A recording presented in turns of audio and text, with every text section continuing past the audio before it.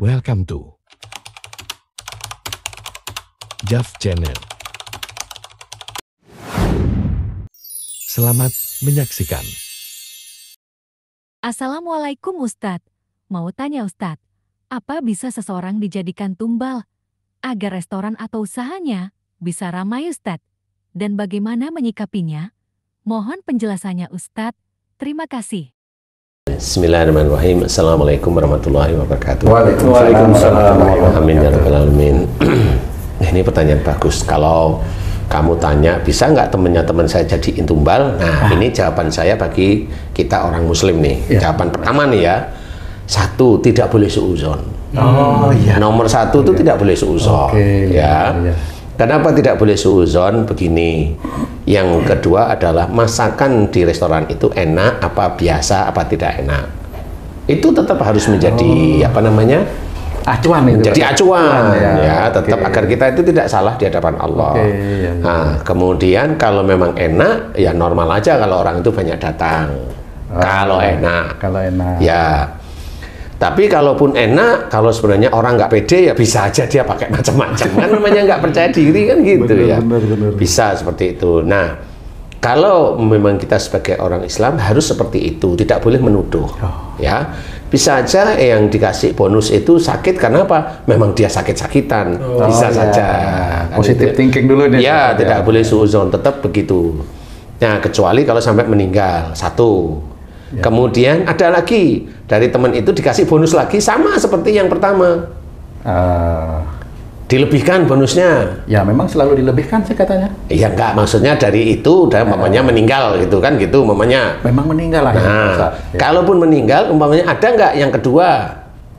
Bonusnya dilebihkan lagi. Iya. Urutannya sama, sakit-sakitan lagi. Yang urutan berikutnya meninggal. Nah, kalau dua fase ini, Kasusnya. iya sebenarnya tidak boleh kita suudzon, tetapi ini kan kita baru cerita ya. Iya. Kalau cerita bisa aja itu memang ditumbalkan, bisa saja tanpa mengurangi kita jangan main-main di titik itu ya. Sebenarnya jangan main-main itu sebenarnya ya mau menumbal orang juga tidak boleh karena kita kerja itu harusnya niatnya lillahi ta'ala, bukan cari harta. Tapi benar-benar kita kerjakan cari ridhonya Allah. Memang dari kerja itu Allah akan menitipkan rezeki bentukannya harta. Itu untuk kita, untuk anak, untuk istri kita, dan nanti bisa untuk sedekah, untuk orang tua kita, untuk siapapun yang membutuhkan. Di luar kita sudah mulai bisa mempunyai tabungan. Itu yang harus kita kerjakan. Tetapi kalau ini cerita tentang tumbal, bisa saja kayak yang tadi kasus sekali dikasih bonus sakit mati. Meninggal, ya. Kemudian ada yang dikasih bonus lagi sakit mati. Yang ketiga sakit mati. Nah, ini bisa kasus seperti itu. Jadi walaupun itu tidak diketahui secara kasat mata, tetapi ini kan sudah bisa ditebak lah istilahnya. Nah, kenapa kok ini meninggal atau bagaimana? Walaupun sebenarnya jujur begini ya, meninggal itu kan sebenarnya haknya Allah. Iya. Kita harus memahami meninggal itu hanya Allah. Belum tentu orang yang ditumbalkan itu meninggal, belum tentu sebenarnya. Ya, belum tentu. Tapi memang ada cara-cara untuk orang itu digeser ke arah menjadi murka. Jadi umpamanya dia menggunakan alat untuk tumbal, umpamanya begini. Kamu ini tuh, kamu umpamanya pegawai, kasih bonus, saya ngasih bonus nih.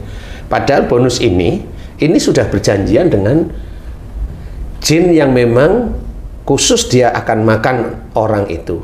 Jin yang khusus.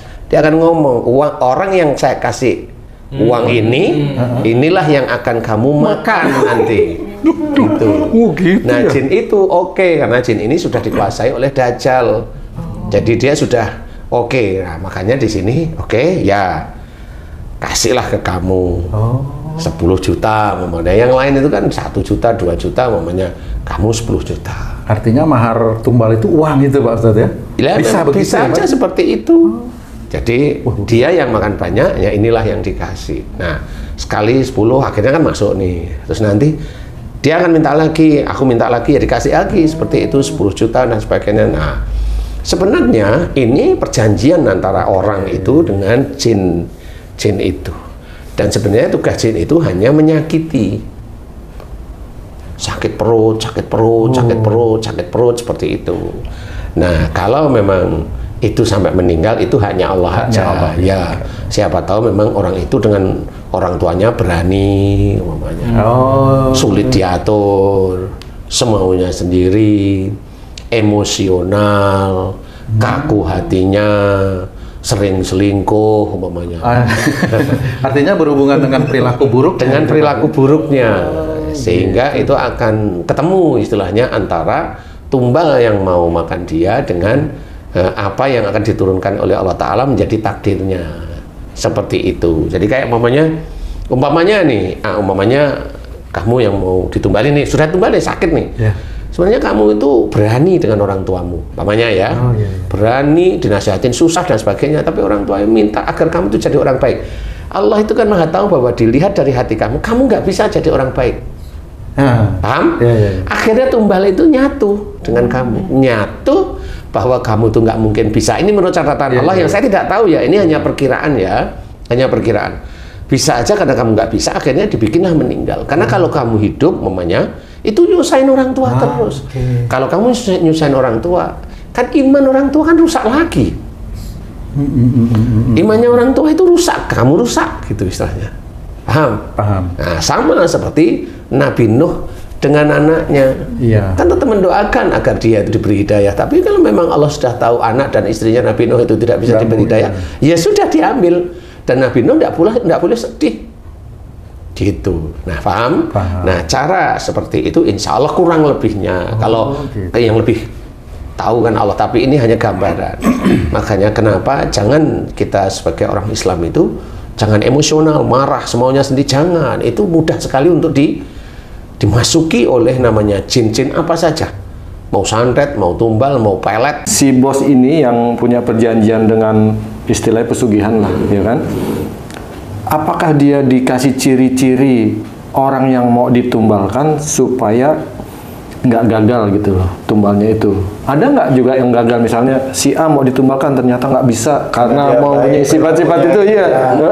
Sehingga cari lagi yang lain. Apakah udah ditentukan ya ciri-cirinya masih perjanjian itu? Orangnya harus sifatnya gini-gini atau gimana, Ustaz? Cara Allah untuk menjadikan orang baik itu gagal ditumbalkan itu macam-macam. Satu, orang baik itu dia beribadah pada Allah Ta'ala, imannya cukup kuat ya. Baru kerja 1 bulan di situ dia udah nggak betah, keluar.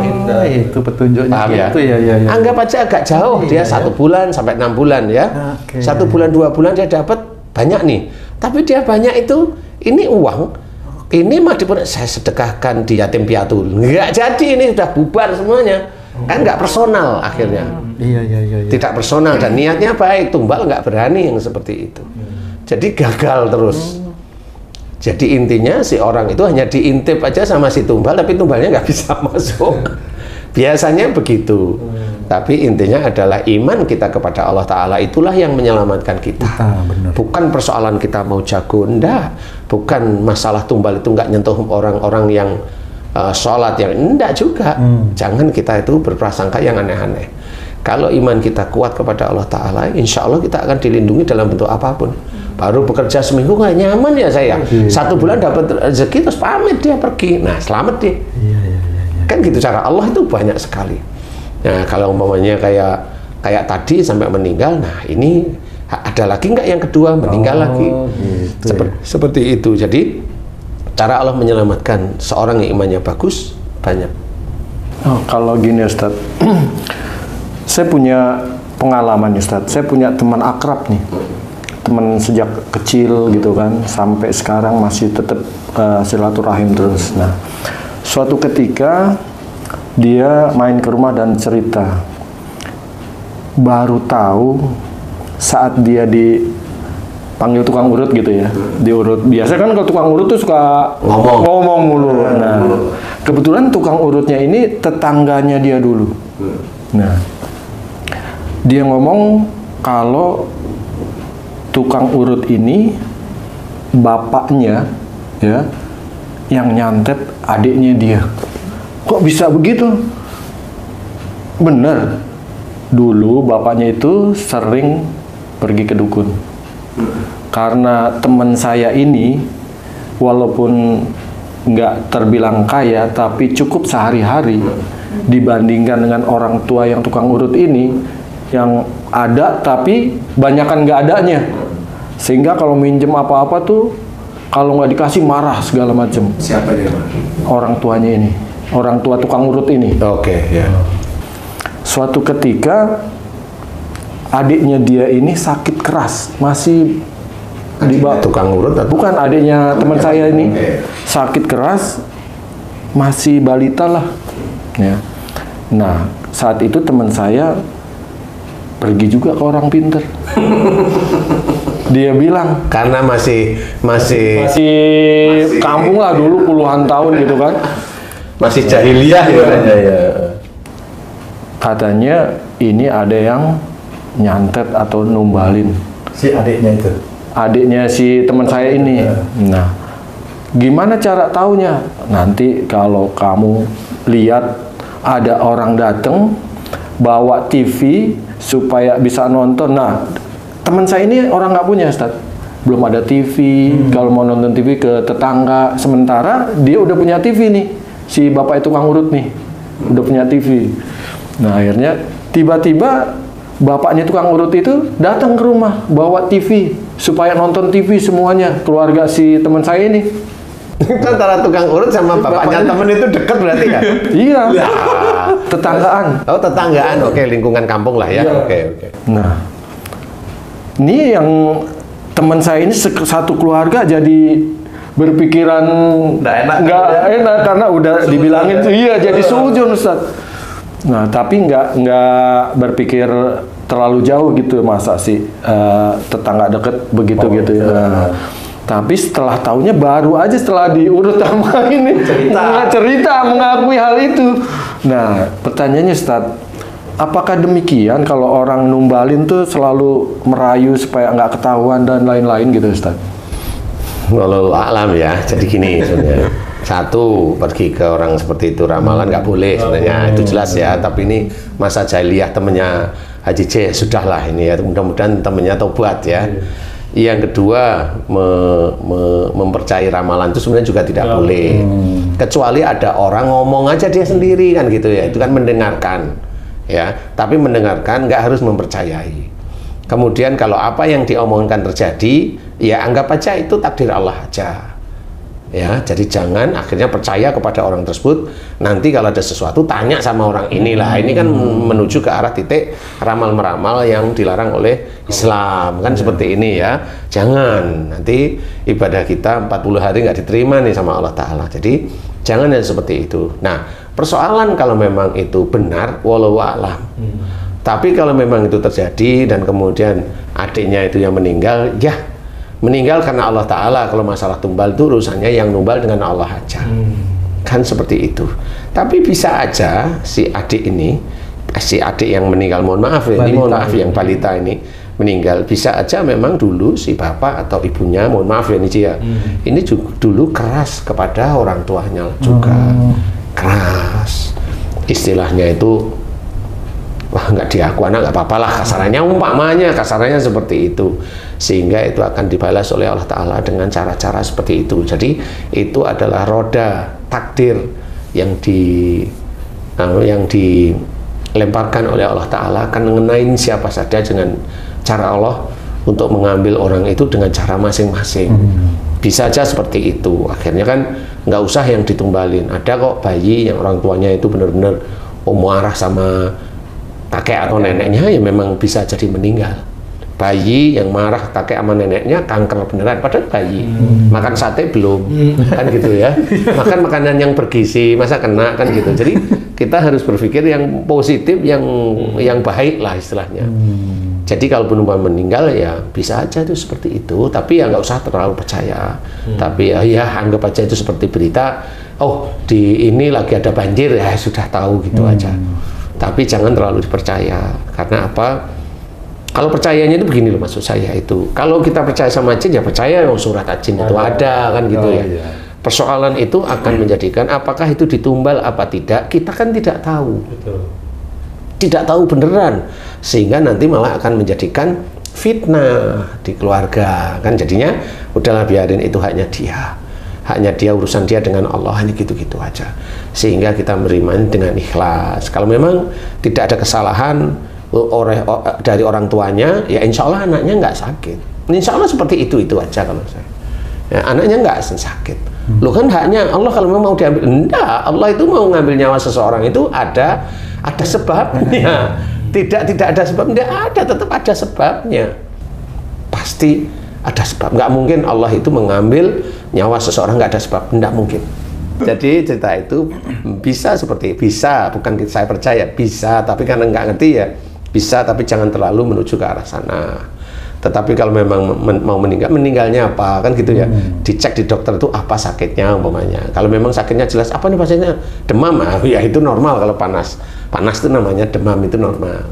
Tapi kalau nggak ada gejala-gejala ya bolehlah berpikir-pikir yang agak ekstrim dikit, tapi ya jangan percaya kepada seseorang, nanti akhirnya kita percaya pada seseorang itu berlebihan sehingga kita tidak percaya dengan syariat Islam seperti itu, termasuk takdir dari Allah Ta'ala seperti itu sih. Intinya kita harus husnuzon gitu. Senantiasa kita harus husnuzon. Nah, cerita temenmu tadi itu, apakah itu temenmu yang kerja di restoran itu mati? Meninggal Pak Ustadz akhirnya. Nah, meninggal, ya. Tapi kan belum ada kasus yang kematian berikutnya yang dengan kasus yang sama dititipi, kasih bonus agak besar, agak ini seperti ini. Nah, memang ada orang-orang ya sekarang itu di Indonesia ya masih banyak. Jadi pesugihan dengan cara itu kan cara kolonial, cara apa namanya ya, cara kuno lah, tradisional lah ya, cara kuno. Tapi ya sebenarnya yang cara-cara seperti kelihatan kaya Islami ya banyak. Kaya Islami, bukan kaya Islami, kaya Arab-Araban lah. Oh iya. Seperti apa itu? Lah kan ada orang baca ini dibacain di warungnya, kemudian wah banyak sekali yang datang. Dulunya sepi. Nah, itu kan kaya Arab-Araban lah istilahnya. Nah, itu ya mirip sebenarnya. Loh, karena ini kan bacaannya ini persoalannya adalah begini loh. Kenapa kamu dalam kondisi sepi, kemudian Allah memberikan ini? Loh kan saya baca ini. Kan Allah itu yang dilihat sholat kamu, bukan bacaan kamu awalnya, kan seperti itu. Kalau sholat kamu seperti itu, ya sudah, kamu akan mendapatkan rezeki ya sekian. Tapi kalau kamu membaca ini kenapa banyak, kamu harus berpikir apakah ini dari Allah. Kan nggak mungkin seperti itu. Jadi kita harus waspada bahwa banyak yang pesugihan yang kelihatannya Arab-Araban seperti itu. Bisa jadi yang memberikan solusi itu anak buah Dajjal ya? Iya pasti, karena kan diajak untuk suka dengan dunia, melenceng, iya, melenceng dari akidah sebenarnya. Jadi kita harus hati-hati, karena kita percaya kalau Allah itu maha memberi. Nah, kalau sudah maha memberi, kenapa kita itu memaksa Allah untuk memberi kepada kita rizki? Kan gitu. Sama seperti pesugihan-pesugihan yang lain, yang dia ngelakuin ritual ini langsung dapat, kan gitu. Kalau Allah kan enggak, ada yang kerja keras. Ada saudara kita yang kerja keras, sholatnya tertib, dia kerja keras. Tapi tetap aja dia diizinkan oleh Allah Ta'ala untuk menjadi takdir yang miskin atau memang di atas miskin namanya. Kan banyak posisi situ. Padahal sholatnya tertib. Nah karena apa? Ya begitulah harus dipegang. Jadi jangan asal nanti ada bacaan ini baca, oh itu bisa aja nanti ke Arab-Araban, saya bilang ke Arab-Araban. Karena kalau kita itu ngomong masalah itu seperti itu kan ke Islam-Islaman, enggak, Islam nggak mengajarkan itu. Islam tidak mengajarkan itu. Jadi itu hanya orang yang memang nafsunya menginginkan dia itu hartanya banyak. Nafsunya kalau itu. Jadi kita harus belajar seperti itu. Jadi jangan sampai kita itu terjerumus karena Allah baru menguji kita, tapi kita udah terbentuk, saya harus begini, saya harus dapat ini, saya harus, nah sudah, itu akan menjadi, nanti akan ketemu dengan ini, udah baca ini, tiap ini sekian kali, 40 kali ini, kamu harus tahajud, kamu amalin ini, ya memang habis itu terus dapat. Nah, tapi apakah itu dari Allah? Enggak, karena tahajudnya dinilai oleh Allah Ta'ala, niatnya bukan lillahi ta'ala, tapi niatnya hanya untuk ingin mendapatkan harta. Jadi percuma dia tahajud, insya Allah ya, percuma dia tahajud karena niatnya bukan karena Allah, sehingga tidak menjadikan amal solehnya nanti. Jadi kita harus belajar. Ustadz justru menilai dirinya itu benar. Kalau tahajud apalagi bawa sertifikat ya gitu ya. Maksudnya berarti gitu. Biar kejual rumah atau mobilnya. Seolah itu yang benar. Dan sebagai parameter untuk justifikasi itu yang benar adalah Al-Quran hadis itu ya. Iya, memang harus pahami itu. Jadi gini, kalaupun kita langsung diambil langsung dari Quran itu Allah mencontohkan wabil asharihum yastaghfirun. Ini langsung, dan di penghujung malam mereka senantiasa memohon ampun. Berarti Allah ini mengajarkan kepada kita jika kita senantiasa mengerjakan sholat malam qiyamul lail atau sholat sunnah tahajud nih, Allah mengajarkan apa? Hanya memohon ampun. Jadi jelas ini kan Allah nih yang memerintahkan. Apalagi yang mau kita cari? Ini Allah. Lah mbok ya nurut sama perintah Allah, hanya memohon ampun. Nanti dari mohon ampun itu kan dilihat kebutuhan kita sehari-hari itu tuh kayak apa. Kebutuhan kita itu dengan istri, dengan anak kayak apa. Kebutuhan tentang masalah rumah itu kayak apa. Kebutuhan agar iman, ketakwaan tidak rusak itu kayak apa. Itu akan dilihat oleh Allah Ta'ala semua. Jadi nggak ujuk-ujuk baca ini tuh harta itu banyak datang yang bukan yang seperti itu. Allah itu banyak pertimbangannya, nggak segampang. Nah, yang gampang apa? Nah, siapa lagi kalau nggak jin ditunggangin dajjal? Itu yang gampang. Kacau itu. Kita belajar menghormati orang aja susahnya minta ampun, bener nggak? Betul. Coba kalau kamu itu belajar menjadi musuh orang, pukul atau ludahin itu udah jadi musuh, kan gitu. Mamanya haji itu mau belajar menghormati orang, orang itu bisa percaya sama haji. Itu kan nggak sekali, 2 kali, 3 kali, 10 kali ngomong, bener nggak sih? Lah kan begitu. Tapi coba kalau mau jadi musuh, ludahin nggak usah ngomong, Iya betul. kan udah jadi musuh gitu. Jadi sebenarnya sesuatu yang gampang itu belum tentu yang dilakukan yang tadi itu, belum tentu itu benar-benar Allah ridho, tapi istijraj. Allah memang mengizinkan, sehingga mengizinkan kenapa sih? Izin-izin sama Dajjal itu ngasih dia, diizinkan aja. Nah, itu kan keinginan kamu, pengen harta. Kalau mau benar-benar, kalau Allah tidak seperti itu. Allah itu akan memilih.